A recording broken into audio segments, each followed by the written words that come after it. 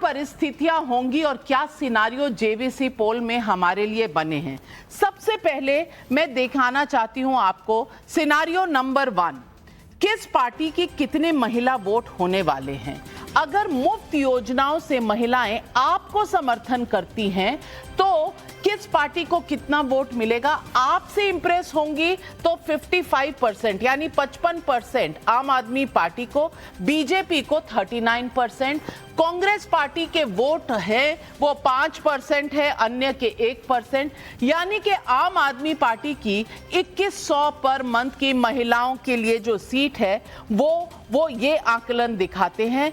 ये बता दो इस वक्त कि ये जो सीटें हैं ये हम इस टाइम बता रहे हैं जब बीजेपी ने अपना ऐसा कोई भी फ्रीबी नहीं दिया है। पहले तो आम आदमी पार्टी की जो योजनाएं हैं उसमें 55% अगर महिलाएं उनके साथ जाते हैं तो पूरी की पूरी अगर पुरुष वोटों की संख्या देखी जाए तो आम आदमी पार्टी 48%, बीजेपी 42%, 8% कांग्रेस, अन्य 2%, यानी कि पुरुषों की संख्या अगर देखी जाए तो उसमें भी आम आदमी पार्टी को एडवांटेज है। और ये पूरा अगर वोट शेयर देखें, अगर महिलाएं जाती हैं, पुरुष पहले ही आम आदमी पार्टी के फेवर में है तो लगभग 51.2 यानी 51.2 वोट शेयर आम आदमी पार्टी को आएगा और लगभग 40.5% का वोट बीजेपी की तरफ, कांग्रेस लगभग 6.5% पर, अन्य 1.5% पर। आम आदमी पार्टी के पास एडवांटेज होगा अगर इस तरह का सिनारियो होता है और इससे सीट प्रोजेक्शन क्या होती है ये भी मैं आपको दिखा दूं। इस परिस्थिति की संभावना 10% है। अब 10% क्यों कह रहे हैं? महिलाएं खुश तो हैं उन फ्रीबी से। 55% अभी आम आदमी पार्टी का नहीं है। क्रिसमस टाइम पे दिसंबर 20th to दिसंबर 25th उस तरफ पे 55% है। हर दिन थोड़ा नीचे जा रहा है। महिला वोटर थोड़ा नीचे जा रहा है, सिनारियो 2 के जा रहा है। और बीजेपी मध्य प्रदेश और छत्तीसगढ़ और ओडिशा और महाराष्ट्र पे महिला के अमाउंट दे दिया, दिल्ली के दे रहा है, is what is my conviction. Well let me see, अगर इसी को अगर हम आज आगे ले जाएं तो पुरुष वोटर आम आदमी पार्टी से बेहद नाराज हैं, ये आप क्यों कह रहे हैं? 1+1 बंद हो गया है इसलिए 2025 दिल्ली विधानसभा इलेक्शन के रेवड़ी एक साइड है, घुस एक साइड है।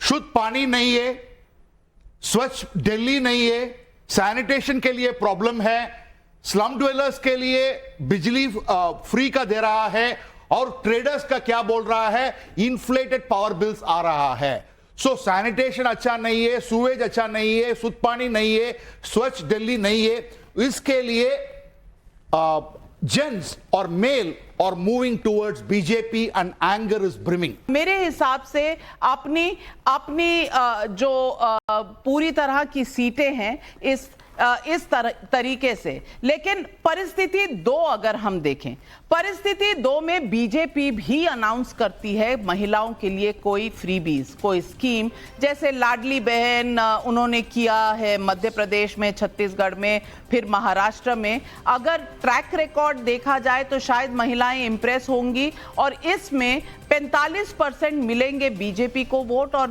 आम आदमी पार्टी का महिला वोट 50% पे आ जाएगा। अगर ऐसा होता है तो आगे क्या होगा? पुरुषों का भी अगर हम वोट देखें तो पुरुषों में लगभग बराबर है। 45% आम आदमी पार्टी को और बीजेपी को भी 45%, और ओवरऑल अगर आप देखें तो टक्कर बहुत कड़ी हो जाती है। 47.3% आम आदमी पार्टी को और लगभग 45% चली जाती है बीजेपी को। तो बीजेपी के लाडली बहना जैसे वादों वाली कोई संभावना अगर होती है तो बीजेपी की एडवांटेज बढ़ने का और आम आदमी पार्टी की तरफ से विमेन वोटर्स को खींचने का एक प्रोबेबिलिटी बढ़ जाती है। तो ये सिनारियो हमने आपको दिखाया, तब वोट शेयर कैसे होंगे। एक तीसरा सिनारियो है और इस तीसरे सिनारियो में हम देखना चाहते हैं कि कांग्रेस कांग्रेस क्या करती है। अगर कांग्रेस और बीजेपी बेहद मजबूती से लड़ती हैं अपनी अपनी जगह, मैं नहीं कह रही कि कोई जुगलबंदी है, लेकिन अरविंद केजरीवाल को ऐसा क्यों लग रहा है कि कोई जुगलबंदी है? वो इसलिए लग रहा है कि अगर दोनों अच्छा लड़ते हैं तो एक स्विंग फैक्टर आता है, और स्विंग फैक्टर अगर कांग्रेस 7.5% के करीब वोट लाती है तो ये स्विंग फैक्टर जो है आम आदमी पार्टी को कुछ दुख दे सकता है, क्योंकि बीजेपी के वोट अपनी तरफ और आम आदमी पार्टी के वोटों से क्या बीजेपी काटेगी, क्या कांग्रेस आम आदमी पार्टी के वोट काटेगी, ये एक बड़ा फैक्टर हो सकता है। इसीलिए जो ये 7.5% का जो वोट है ये कहीं ना कहीं बहुत क्रूशियल स्विंग फैक्टर है, इसीलिए इसको हम एक्स फैक्टर कह रहे हैं। मैं सबसे पहले as I open this debate मैं पूछना चाहती हूँ, ढांडा साहब बहुत कुछ है दाव पर, महिलाओं की जो योजना है वो आपने प्रॉमिस तो 1000 रुपए भी किए थे, पंजाब में भी किए थे, डिलीवरी हुई नहीं। इस बार आपने 2100 रुपए प्रॉमिस किया है।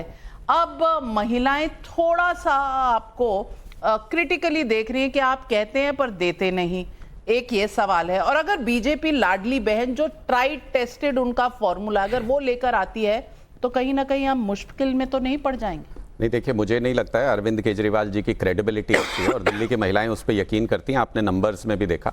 पर मुझे जो उसके बाद की सेकंड और थर्ड सिनेरियो दिखाए गए, मुझे लगता है कि वो डाटा एनालिसिस से ज़्यादा वो सजेशंस हैं भारतीय जनता पार्टी के लिए कि भाई कुछ कर लो तभी तुम्हारा भला होगा, नहीं तो तुम्हारा भला होने वाला नहीं है। आज की परिस्थिति में अरविंद केजरीवाल जी बहुत आगे हैं।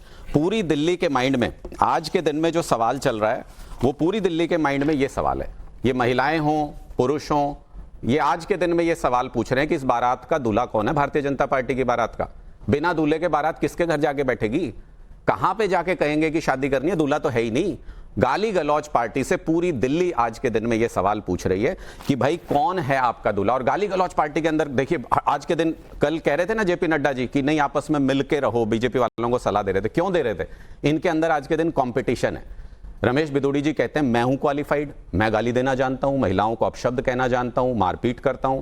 प्रवेश वर्मा जी कह रहे हैं मैं ज्यादा क्वालिफाइड हूं, मैं 1100 रुपए बांटता हूं, मैं सीना ठोक के वोट बनवाता हूं, कटवाता हूं, मैं तो मारपीट भी कर सकता हूं, मैं शराब बांटते हुए 2013 के चुनाव में पकड़े गए थे, प्रवेश वर्मा जी के ऑफिस में शराब बंट रही थी।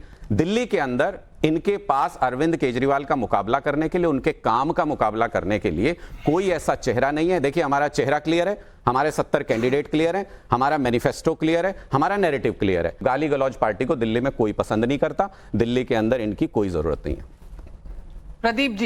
प्रदीप जी आपकी कोई जरूरत नहीं है, आप सिर्फ गाली गलौज करते हैं, लाडली बहन तो बाद में लाएंगे।